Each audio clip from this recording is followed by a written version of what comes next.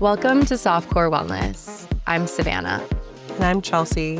This is a space to explore without pressure, perfectionism, or performance. Softness, strength, and being human. That's the vibe. Let's get into it. Let's do it.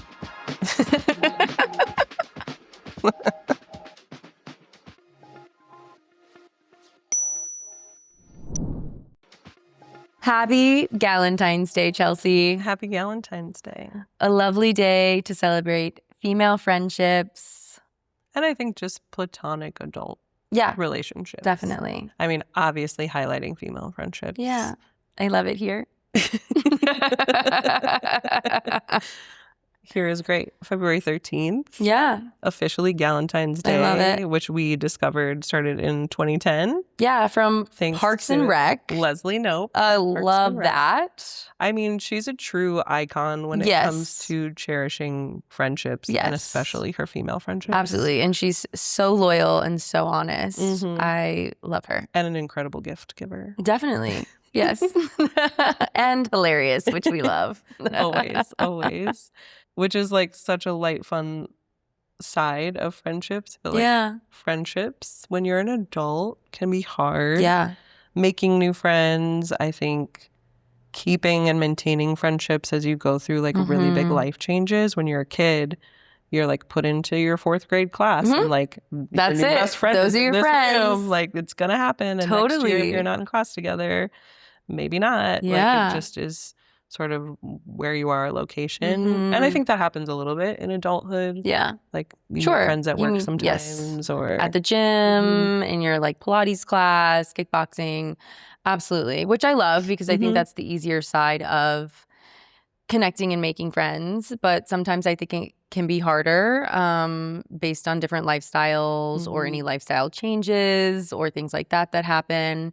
Yeah. And so today we're going to talk about all of those things. We're going to talk about having healthy conflict with friends, navigating difficult conversations, navigating when your friend gets a significant other, and how that can be painful sometimes, and, you know, what we value in friendships and how can we show up as those things that we value as well. Yeah. So a lot of fun stuff. And more on like how to make new friends and how to cultivate, you know, the friendship of your dreams. We talk about all the time, like make a list of what you're looking for in a partner, like truly know like what you want, but we don't necessarily talk about that in our friendships and community. Definitely. And I think it's just as important and sometimes more important because like that's your long haul team forever. For like, sure. Until you like meet your person and make that happen, if that's something that you want and adhere to. Yeah. Your community is it. Your friendships are the thing that holds you down. And so you should be just as, I don't want to say particular, but just as invested and intentional in those connections that you're making. Yeah. So maybe that's where we start. Just talking about where to find them and how to know they're the ones. Yeah. So how do you make friends at this point in your life? Yeah, that's a great question. I have made some friends since I moved back from the West Coast. Yeah, how long have you been in Atlanta? I've been back in Atlanta since January of 2022. Okay. So I've got a couple of years under my belt, although I will say I was going through all the life changes. It took me a while to kind of stabilize and like branch out and that kind of thing. I had a lot of growth and growing pains during that time. But, you know, my core friends that I've had for, you know, decades, over a decade, are here. So it was really nice to move back into that intentional community, which I've been very intentional about cultivating during the last decade or so, of, you know, having a group of women that are girls. We are truly cheering each other on. We do not have the jealousy things going on. Yeah. We all have different interests. We respect the differences that we have in our personalities and things like that. We cultivate like a very compassionate space with each other. We all get together periodically throughout the year and have fun parties. But yeah, very intentional, very kind women that, you know, I'm very thankful and blessed to have. I would say, you know, I've found some friends on Bumble BFF. I think that can be an interesting tool. That's how I also made some friends in Seattle. I think in modern times, you know, dating through the apps is challenging. Finding friends through the apps is challenging. And I think that's one avenue. I think I've had the most success organically finding them through Vesta, through the Union, through P-Volve, through, again, switching back to the internet, but through Instagram and connecting through those like fitness or wellness communities. I was a part of a couple book clubs, which was really nice to, one, try new things like reading. Reading as an adult was newer to me in the last couple of years. So it was cool to have someone pick a book for me as I was still exploring like what I liked, what I didn't. And then meeting a diverse range of other women that were in the book club as well. So I think having hobbies and meetups, especially with some of the fun fitness things, that's, on my agenda too. Like, how do we do these social clubs and meet new people and stuff like that? But I've found when I'm putting myself in places that I'm passionate about, these are my hobbies, other people are drawn with the same hobbies, same passions. And so that has allowed me to create really wonderful bonds with people that have similar priorities, hobbies, interests, that kind of thing. But you do sift through a few, right? It is like dating. It's friend dating. You are not for everyone, and everyone is not for you. And that is true, And so in the same breath, like I've held space for friends that are now acquaintances or not really in my life anymore, but they, we met, we shared like a few moments together and then it wasn't really for us long term. And that's a part of it, whether you're outgrowing friendships or spaces, or you're just not each other's cup of tea.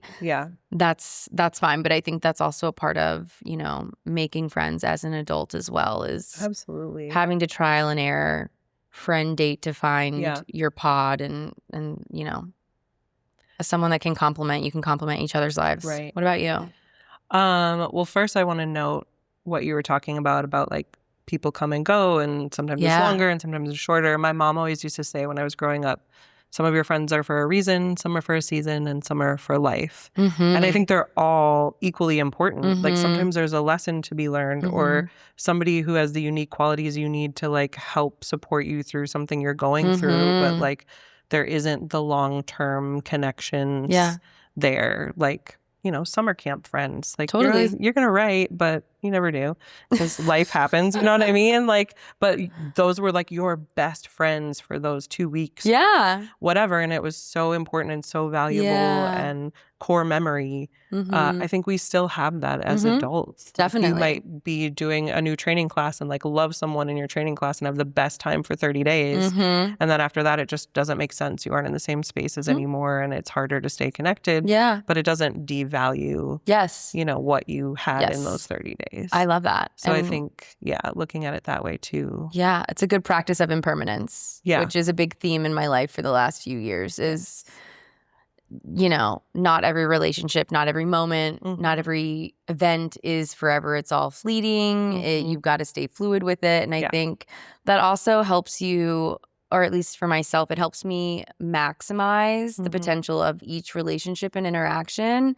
I have had, friends come into my life that have told me some really hard truths that I needed to reflect on.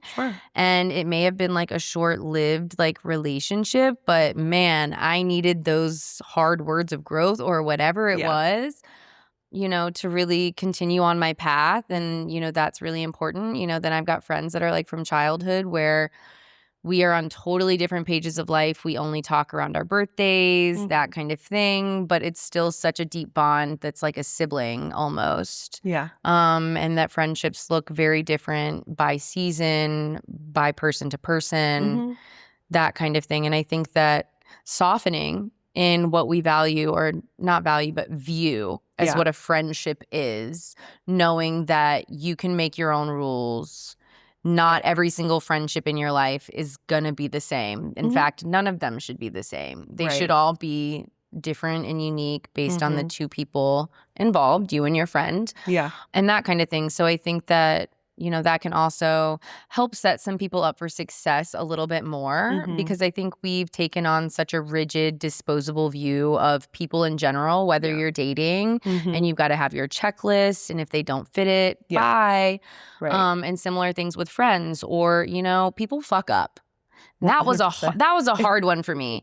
I grew up in an energy where if one of my girlfriends wronged me, I was just like, we are not friends anymore, and I would never speak to them again. And that is like so toxic, and it was very painful for me to have that practice and feel like that. And it's something that I've worked on since I was young now, to be like, wait a second, we can have a healthy conflict and still be friends. We can talk through disagreements or different perspectives and still be friends. And I think that's an important thing to highlight too, that we've got this ideal of perfection or something like this, that things are held to such high standards that we don't give grace for people are going to always disappoint you in some way. And that is okay.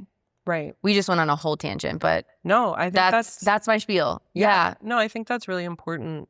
I mean, you can have your list and have all of your desires, but also remembering that, I'm trying to think of the best way to say this. Like, I think a lot of people put all of their eggs into the basket of their romantic partner or their one best friend, and they expect one person or two people to be able to complete this whole community for them and hit all of these needs and desires of what they want out of a relationship. And that is just not attainable, not fair, not possible. Yeah. And so the more you can have, you know, a little bit of an expanded circle. I know having huge numbers of friends and acquaintances isn't for everyone. Yeah. But I think the bigger your circle is to lean on, the bigger your community is, the different your expectations from person to person, because we all have different strengths and we all show up in different ways and at different times. And sometimes I might be going through hell when you're going through hell, and we can't be there for each other in the way either of us needs right now.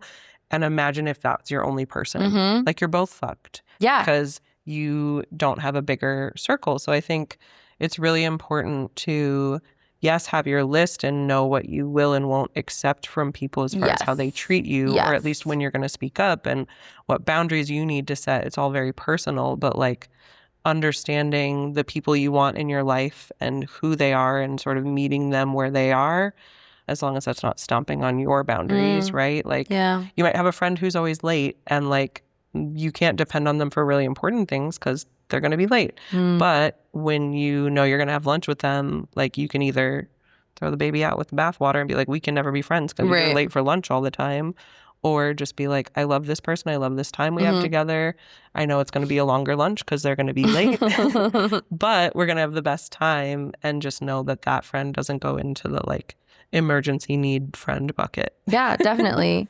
I want to circle back to what you said, kind of opening this topic about maybe like the putting all of your eggs in one basket and the differences between like relying on your significant other for everything versus, you know, how friends play into building that community so everything doesn't fall to your significant other.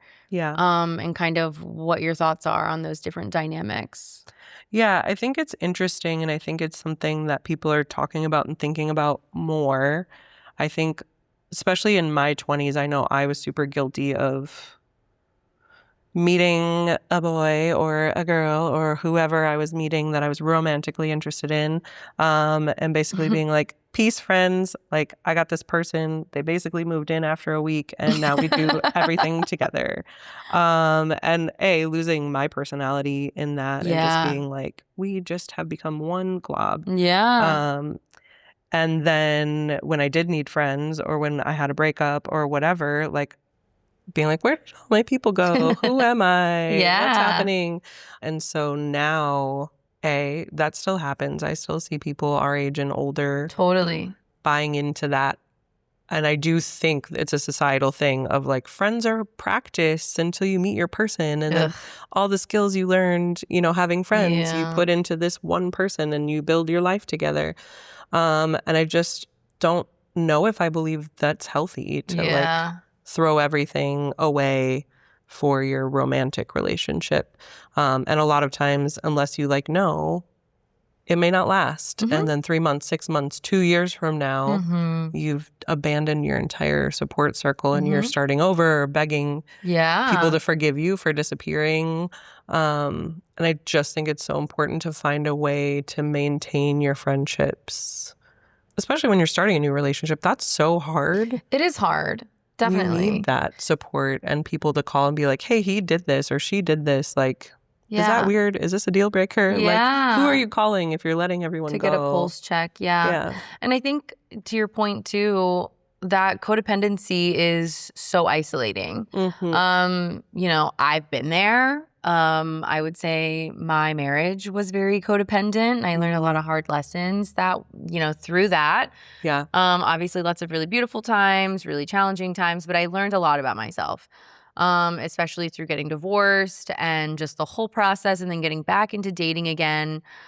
Because it's easy to love bomb someone else, but almost like romanticize things so much that then you lose yourself, you lose your routines, you lose all of these things, your friends and stuff like that. And I think, you know, it's a practice of becoming self-aware with yourself and not acting out of scarcity and any insecurities. Like I would say one of my biggest insecurities is I have some abandonment wounds that I'm still, you know, it's a journey working on. For me, it's more of like I've had so many people die that I'm afraid the people I care about are going to abandon me through death. But it still carries an undertone when they're alive too. And so it's like, how do you work through navigating, you know, one, do you trust your partner? And I think that was a big thing in my marriage is it's like there was a lack of trust there that then fed into this toxic, codependent relationship where I never did basically anything without this person for 7 years. I wouldn't say that I necessarily cut my friends off, but I didn't honor having a lot of alone time with just my friends. And if I did make that space, I wasn't as present as I should have been and am now. And I think that, you know, that is also as you tune into those things and again, make your little checklist of things that you do want, even in a romantic relationship. It's important to tune in and make sure that you are having your own independence and routines and you're not losing yourself in one romantic relationship. And I think that, you know, I've been on the receiving end of friends falling off of the map, female and male friends, and any gender identity on the spectrum of friends where they get into a relationship, all of those things, and I either never hang out with them by themselves anymore, or I, you know, don't hear from them at all anymore, that kind of thing. And you know, it's frustrating. It's sad and you can only do so much. Like things can be only one-sided for so long. You can only reach out so many times. Yeah. But I really think the independence part is so important. I think one way I used to see it and how it would negatively impact me is through my fitness and wellness practices. You know, I think we touched on this our last couple episodes about alcohol consumption and how I've gone through phases of my life where like alcohol isn't serving me and so I haven't drank. But then maybe I start dating a partner that is like a heavy alcohol consumer, and then I end up going on like a more binge type period where, you know, that's not really what resonates with like my higher self. Right. But I'm falling into this cycle, or then because I'm hungover, I'm not working out as much. Yeah. It's impacting like my other goals. And so really focusing on how does another person complement my current life as a single successful person. Right. And success looks different to everybody. But how does this person complement this lifestyle? How do I complement theirs?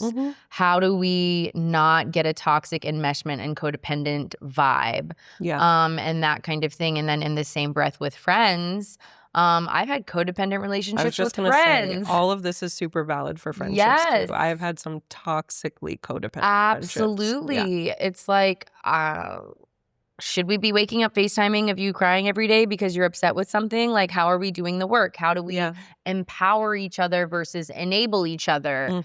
How do we show up with compassion, but also a tough love that isn't over tolerant? And all of these things are very challenging to navigate. Boundaries. And boundaries. And boundaries is a hard one. Boundaries is so hard. So hard. So important. And if you have no boundaries, you really can't be a good friend.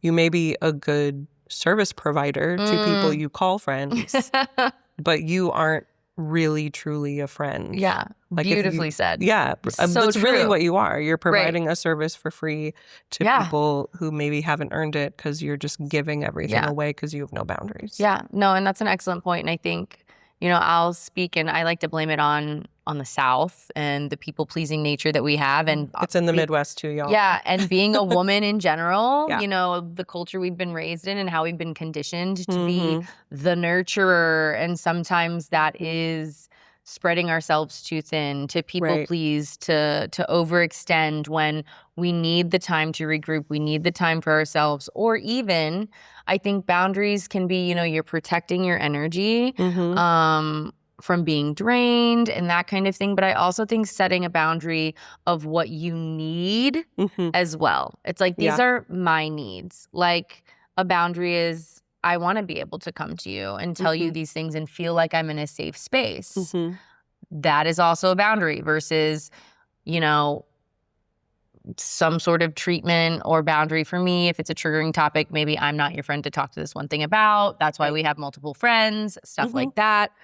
So you're right. Boundary setting is everything. Yeah. And I think that feeds into something else we wanted to talk about, even is how relationship dynamics can change over time, right? Like, I have friends that have kids, and guess what? We're not going out to the club when I get the random itch to go dancing till 2 a.m. And that's fine. That's just the new boundary, the lifestyle change, and what that looks like for them. And you've got to be able to be fluid and knowing that you're constantly changing and all of your friends' lives are constantly changing as well. And how do you continue to show up? Absolutely. I think the good thing to remember as we transition sort of into this life changes and stages topic is your boundaries are your responsibility. So, like, I can say, this is a triggering topic for me, I don't want to talk about it. You have to remember that forever. That's not fair. That's no longer now my boundary. That's controlling absolutely you. And when you want to bring it up again, like, sure, if you're bringing it up all the time and like stomping all over my boundary and disrespecting me, like, that's a different conversation. But like, I can't expect you 6 months from now to remember that that was a trigger for me. Also, 6 months from now, it might not be. Exactly. So I need to be able to step up and say, hey, I'm not in a space to talk about this right now. Yeah. I mean, I do love the concept of people sort of asking, like, hey, I have a heavy topic I want to talk about. Can I share this with you? But like, in practice, that's really hard. And so we also have to remember to stand up for ourselves and say, like, I can see this is really important and I definitely want you to feel the support that you need, but it can't be me right now. And people aren't going to always love that answer, especially if you've always been the person with that open door. So I think too, like, as we change and go in different directions, I think kids is a great example because we are of that age where a lot of our friends are having kids and have kids of different ages. Some people our age have adult children. Definitely. And so I have friends with children who are like, never stop calling me to go dancing until 2 a.m. Like, I am going to say yes one of these times. And other people who are like, honestly, call me when my kids are 18 because we just don't have anything in common and I don't know what to talk to you about anymore. And like, both of those are fair. And like, one might hurt my feelings a little bit, but also like, it's not about me. It's about their life and the things that they're choosing to prioritize. And it doesn't matter if I agree or not.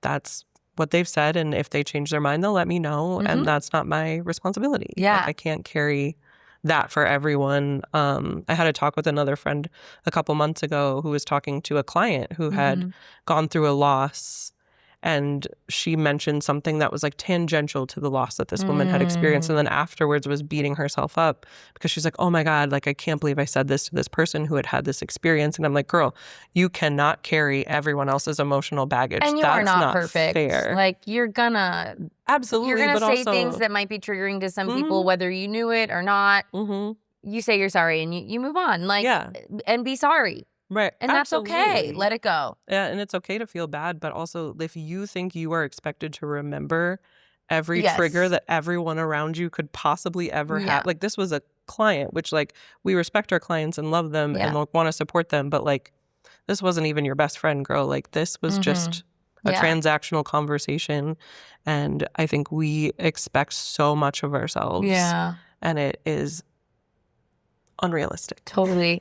I want to circle back to something you said, and this might be a hot take. Love a hot take. But I've heard a little bit on the internet and things where people, I think, and this might be the hot take, but I think people are overusing the word trauma dumping, where you are having a vulnerable conversation with your friend, and some people just don't want to hold that space at all. And they will be like, do not trauma dump on me. This is negative energy, blah, blah, blah, those kinds of things, and kind of shut you down. And I think, it depends the context, what's going on. Obviously, there's not a one-size-fits-all answer, but I do think that there's something happening, and I think maybe I've experienced this a little bit more.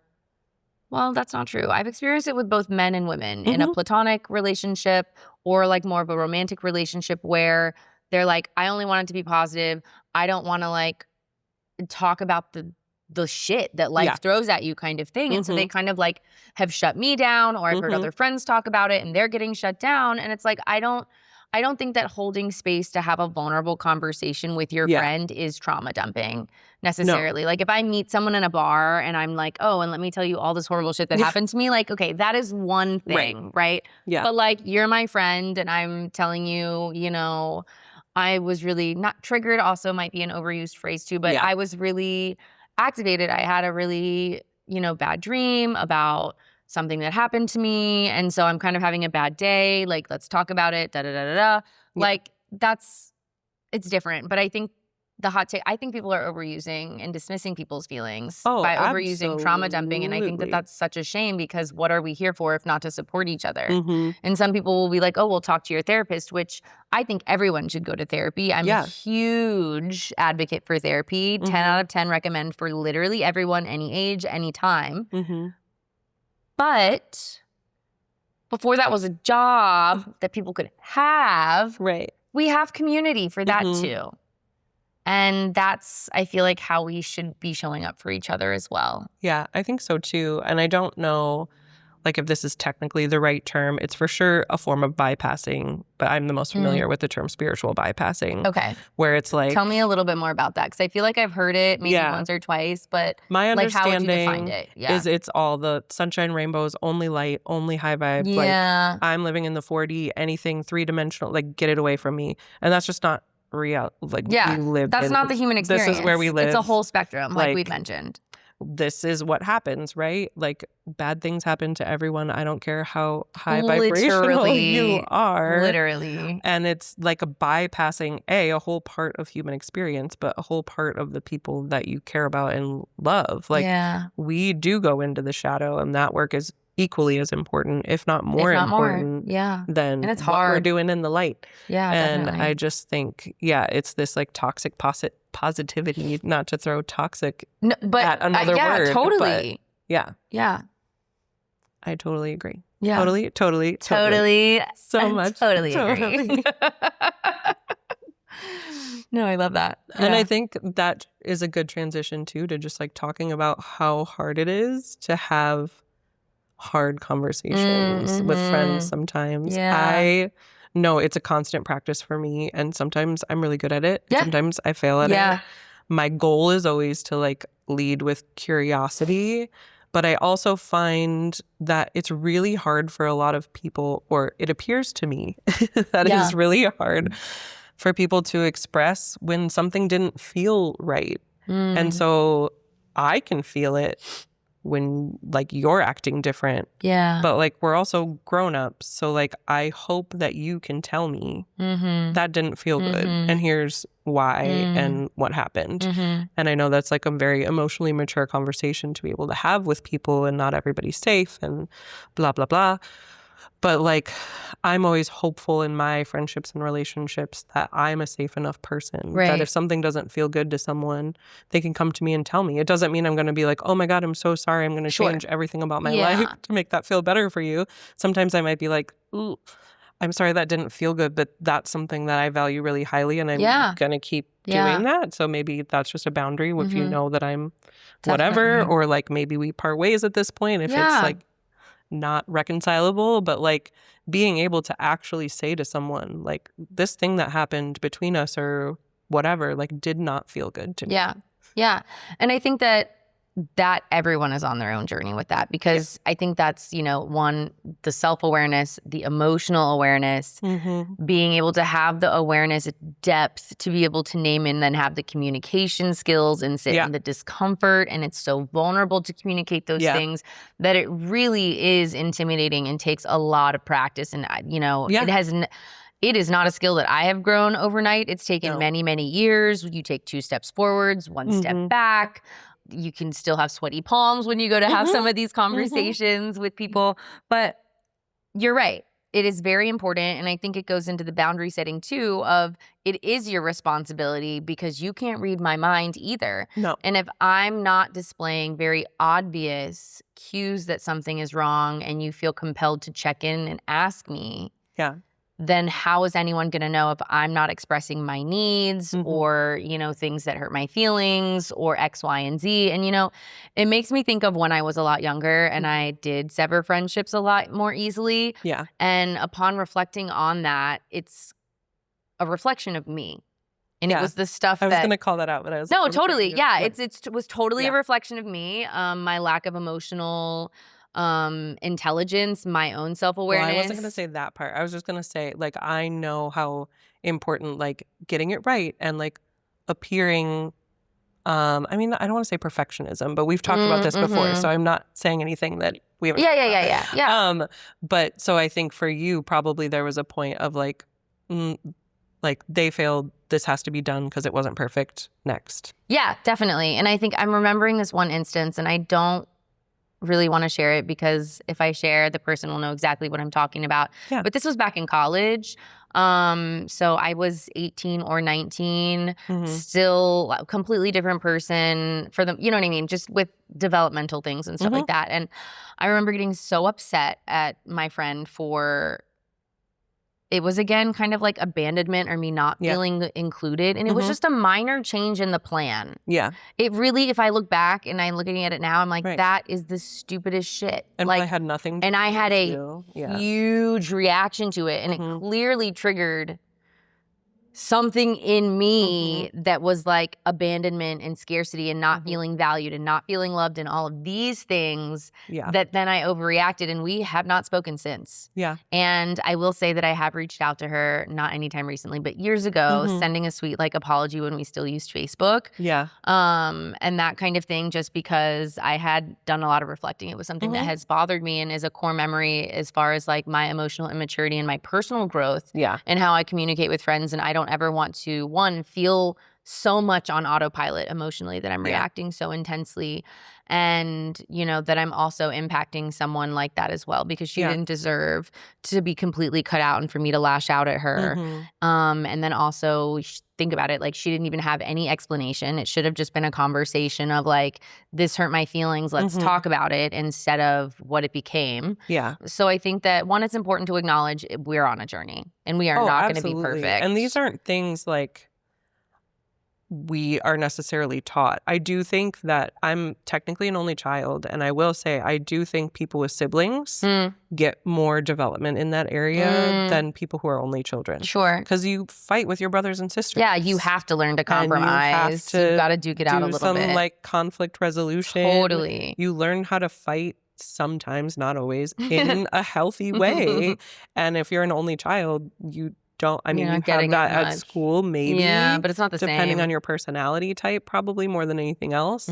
And so, these truly are skills that most of us aren't developing, honing. Totally. Depending on, your family. I come from, half a very stoic German family and half a very, we don't talk about Bruno Irish family. And so it's just emotions. What are those? We don't talk about that here. Let's go have a beer. And I think that that's also a really important thing to touch on, is family conditioning and your experiences and how you are mimicking what you've seen in your parents, or adults that are friendships or other things that you've seen on TV and stuff like that. And I think that it's important to acknowledge, one, you can always be empowered and make certain changes, whether you start going to therapy. That was a huge thing for me, because I think it helps with interpersonal communication, and then tuning in and how do I express these things outwardly and stuff like that. But it helps in any kind of relationship. And I think that it's super important. And to know that like I come from a family where we yell a lot. And it's like sometimes I'm like, Mom, and then I have to go, Mom, and like yell. No one's mad, but like she's not in it because we've got dogs barking, kids. Like it was a zoo in my house, like running around, this, that, and the other, music playing, blah, blah, blah. So I have had to learn and, learn to not argue, and I still will raise my voice, but it used to be like I was like a yeller, very dramatic, like that kind of thing. And so I had to unlearn all of those things. Yeah. And so that took a lot of self-reflection and practice on that end too. Like, and I think shit, this makes people uncomfortable. Literally. Well, and it made me uncomfortable. Like it didn't feel good to me either. Yeah. So it's just been really interesting. So now having conflict with like friends, like I've had a couple healthy conflict conversations in the last couple years, and it has truly just been a conversation where it's like we immediately are both calling each other and talking it out. Let's hash through the details. What can I do to help? What can you do to help to like, maybe not have this feeling in the future? What does that compromise look like? And then you move on and then you do that.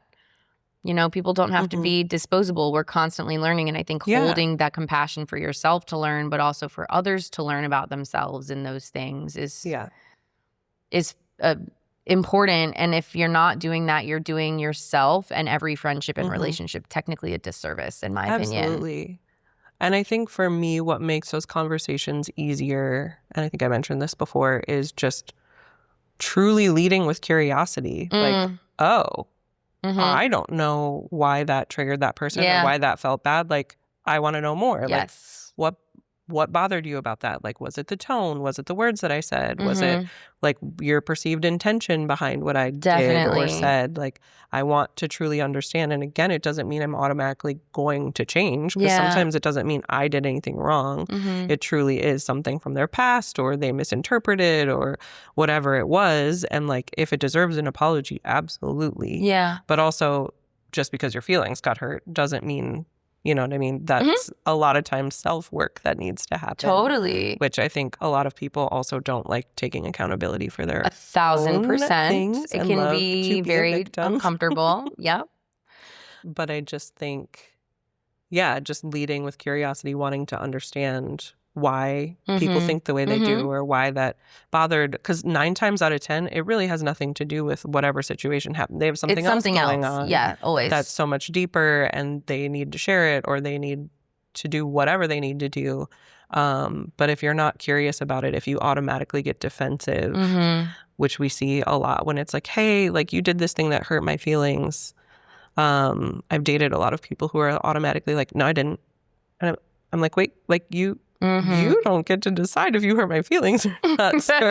Like, I don't know what you mean. No, I didn't. I didn't mean to. I didn't do it. Yeah. Like, just because you didn't mean to doesn't mean you didn't. Right. And like, don't you want to be curious let's talk about it. About me? Like, if you care about me, aren't you curious why that would bother me? Yes. Or like how we can, Yeah. And I think it's the same with friendships too. Like, I truly want to know my people. Like, I want to understand why and how I can help and how we can do this better together moving forward. Yeah, definitely. And I think that's my motto in any relationship. Like, once you decide to be in whatever type of relationship you're in, you are now a team. You are working towards a common goal, whether it's a friendship or romantic partnership. Like, you're building something together. And if you're constantly assuming this person is out to get you or against you or a threat to something that you have, it's a terrible foundation. Totally. For any kind of relationship. And if this person is truly doing those things, like, hello, goodbye, red flag. Yeah, exactly. But I just think we have to like break that this like hyper individualistic mindset of like, I'm the only one that has my back. Like, if you're truly building a friendship, you do have to get vulnerable. Yes. And let them show up for you. Which absolutely. I will be the first one to raise my hand and say, like, asking for help and letting people show up for me is the hardest really struggle. Part of all the things we've talked about. It's really hard. Today. I'm like, I feel like I can show up to be a good friend to my friends.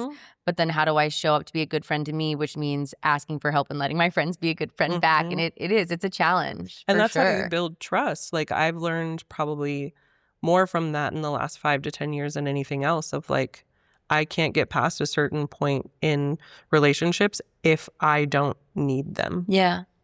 Like, people need to be needed just as much as they need to be of service. Yeah, I agree. I have another question, but not so subtle pivot. It's not, No. I mean, I want to talk about one thing that I think can be a pain point in some friendships is the comparison game that we play. Whether it's like, social media painting a picture of our perfect life, not including all the, the hardships that we have. Yeah. Or, comparing yourself to another peer that, they may be more successful financially, or they have this item or whatever it may be. And how do we transition? What are your thoughts on how we transition from that mindset of comparing and maybe some jealousy or at least uncomfortable, icky feelings to more of like, how can I celebrate my friend and also be content and celebrate my things, knowing that they may be different, but I am happy with like myself as well. So I think two things. A, we should be celebrating our friends. A friend of mine she's been talking about it for years, but she finally did it.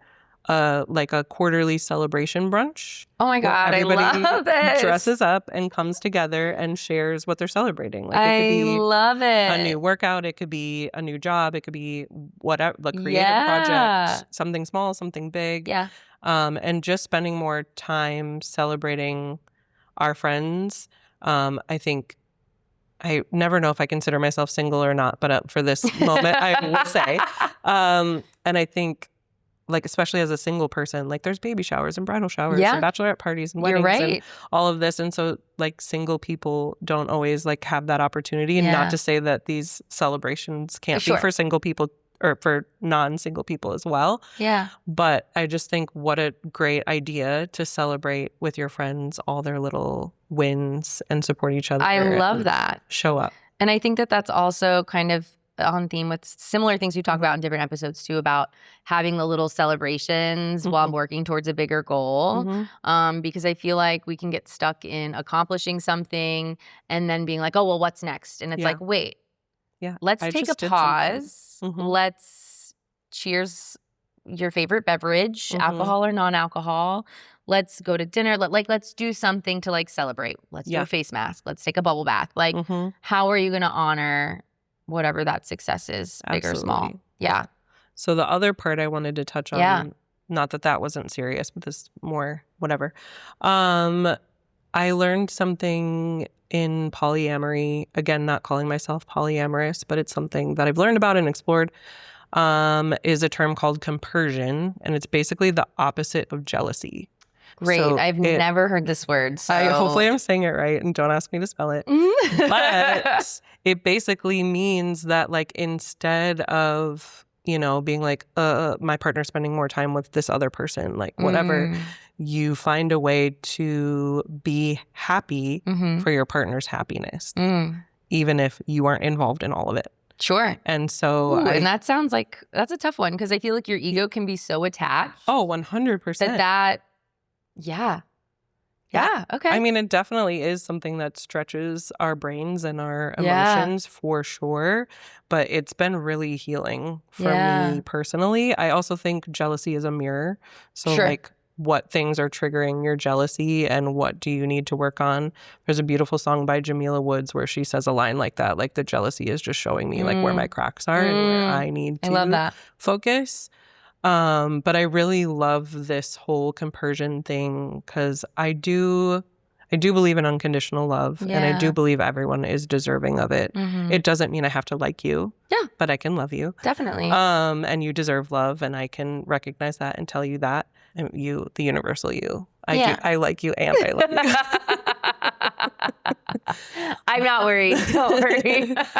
But with this whole compersion thing, it's just like, I just want the people I care about to be the most joyful, happiest versions of themselves that they can be. Yeah, and same. I'm not going to be a part of every moment of that. And so it doesn't matter. Like, I just want to be happy for your happiness. Yeah. And I think that also comes back to what you were talking about with some of the impermanence things and the abandonment stuff. And for me, the healing salve for that has been presence. Yeah. Like, it doesn't matter who you are or what you're doing. Like, whatever that was or whoever it was with could never happen again. Yeah. It could never they could be gone tomorrow. They could choose to leave you tomorrow. Totally. You could choose to whatever, but all you have is like that moment right now in the activity that you're doing or the people that you're with. And if you can't be present in that, it doesn't matter if they leave you or not because you aren't even there anyway. Yeah. Sorry, real deep. Oh my God, I love that. Yeah, I think, well, and I think it's interesting because it comes back to the theme that we've talked about many times is just the being present. And whether it's being present in your body in a space or being present with whoever you're with, whether it's a group or whatever, and just really making the most of every moment, every celebration, every situation. And that is a practice. Being present is a practice. That's why we meditate. I'm horrible at meditating. Yeah. But we can meditate through activities and do all of these things. But it's like, how do you be fully present? And that's even where it's like, I have a hard time where I'm like, oh, well, after this dinner, I've got to go make content for this. And I have to work on this event. And I've got to da-da-da-da. And it's like, how do we quietly dismiss those thoughts and be here now? Be fully present. Even if you're not speaking, it's like you are just here. You're listening. You're feeling the sounds. You're feeling the air. All of these other sensations with your friend, significant other, family, that kind of thing. Yeah. Yeah. I think it's so important. And I think there's more and more and more distractions that pull us from being present in those moments. And I'm finding I joke about it with TV shows because it doesn't matter. Yeah. But I'll be like, I know I watched that show. I don't remember anything about it because I was on my phone the entire time. And I might have been listening. And so like I was present enough to like know what happened. Right. But like I don't remember anything about that season of that show because I was on my phone and I wasn't watching. My brain didn't like track that. So like every time you're not being present, I remind myself like you're losing memories. Yeah. Like that's sad. I know. But it encourages me to be present. present. It does. And I think that it's, this whole conversation can be a nice opportunity for people to reflect on their level of presence, how they want to continue to cultivate friendships, how they maybe could show up better or set boundaries with their friends for their well-being or to, support their friends in a different way. But I also think it's a call to action to maybe get that girls' night once a month on the books, that kind of thing, or start a little celebration dinner once a quarter, or start a book club, or do those things. Take a moment to be vulnerable and try a new club, or stay connected. And how do we do that? I like to do puzzles. So like my mom and some friends will like come do a puzzle and we get so competitive. But it's like making the time and being intentional and getting it on the calendar so you have something to look forward to, something to follow through, knowing like, okay, this is scheduled.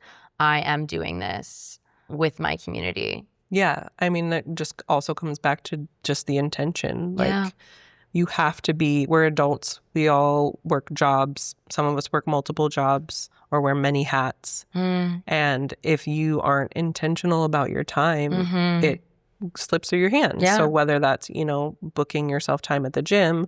Or truly booking yourself time with your friends and your community and your people and showing up for each other. It's not just when they call, being of service again. It's really taking the time to share parts of yourself and share the things that you and your friends love together. Yeah. I've been through some things with friends who they show up when you invite them, but it's harder for them to share their life. And that also comes back to that vulnerability piece of like, I want to go to your favorite restaurant. I want to do the things that you think are fun. Right. Because I do think there's resentment that builds if like one person is always doing the planning, even if other people are like, I'll defer to that. Sure. Then they're like, but we never do what I want, but I'm not communicating. Yeah, sure. So I think just being intentional and having conversations with your friends and your people about what feels best and what works. Is it dinner at someone's house every other week? Is it going out sometimes? Rotating. Is it, you do this time, I'll do next time. And it might be a restaurant for me and a dinner at home for you. Yeah. Or going to the movies or whatever it is. There's a million things you can do. Another friend of mine and she has ADHD and loves having a body double. And because of my social anxiety don't love running errands. And so I'm like, I will be your body double when you need to run errands so that I can run mine too. Yeah. Because I hate doing it alone. Yeah. And so it's literally just half a day that we spend going to the grocery store and picking up prescriptions or whatever. But yeah, that's nice. It makes it so much easier. Yeah. So it doesn't have to be a big party. Yeah. You don't have to clean your house. I love that. To have your friends over. You can just hop in the car and run some errands together. Still have quality time. Yeah. Low stakes. We love it. Low maintenance. And I think like that's something that's so important. So I found this post the other day and I want to read it. Yeah. Because I knew we were doing this episode and I was like, this resonates with me so much. So it says, true friendship doesn't feel like a social event you have to prepare for. It feels like coming home. You can be quiet, tired, joyful, or falling apart and still be held with love. We're not performing. We're not trying to impress. We might go weeks or months without talking, but the connection is never in question. And that's how you know it's real. And that was from Rising Woman social account on Instagram. But I was like, yeah, that beautifully said. Absolutely. It should feel like home. Safe. Most of the time. Yeah. It's not going to be perfect. No. That's beautiful. Yeah. I love that. Me too. So we've talked about having hard conversations and we've talked about how dynamics can change in relationships as people go through big life changes. But again, I think people are still wanting to expand their circle, wanting to find friends who maybe do different things than the friends they grew up with, or, maybe they move to a new city or are just ready to meet people who can teach them something. Definitely. So I know you've shared quite a few places where you've made friends since you came back to Atlanta. I know for me too, it's also been the gym. It's been exploring things I've always been interested in, but maybe didn't explore in my hometown, which was much smaller. Yeah. And I was like, I don't want an audience. Sure. To like exploring some of these more niche interests. Yeah. And now I live in a bigger city, so I feel safer with strangers, if that makes sense. Yeah, I love that. But I've made connections with people who are into now these niche interests that I have, whether it's, for me, it's things like astrology and human design and tarot cards and more of that like mystical, spiritual side of things, but also somatic movement and soul dance here in Atlanta. I've met an incredible community. And so it's really just, like you said, exploring your passions. And finding the things that interest you and connecting with people who share those passions. Yeah. There's a ton of Facebook groups that you can join. I know there's like a women's hiking group on Facebook for the Atlanta area. Lots of things you can find through like the Meetup website as well. Yeah. Or Eventbrite, just at different events if you're brave enough to go alone. Yeah, absolutely. Bring a friend. Yeah.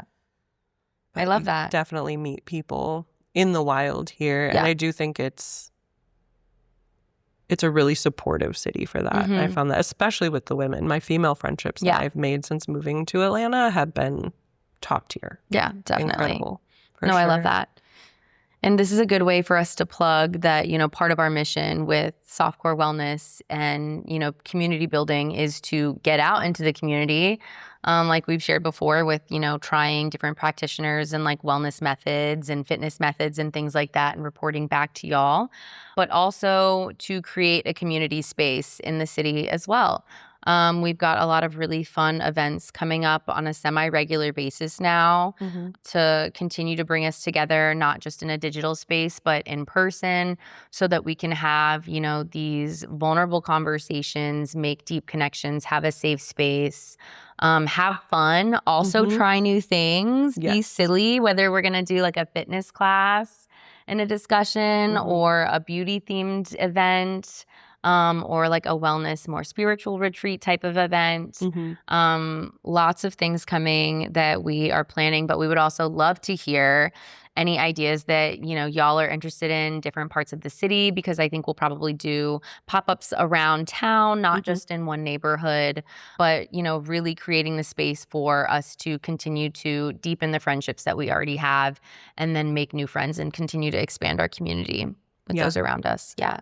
I agree. Yeah. We're really excited. So please share your ideas with us. Yes. And come to our events and meet your new best friends. Yeah, I love it.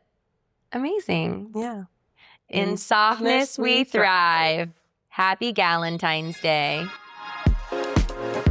Thank you for listening to Softcore Wellness. We'd like to thank our team at Focal Point Narrative, Soul Flows Studios, the Union Fit Hub, Stella at Star Metals in West Midtown, Atlanta, Georgia.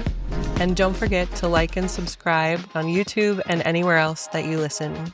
You can find us on our socials at We Are Softcore Wellness. Thanks for tuning in, and we'll catch you next time.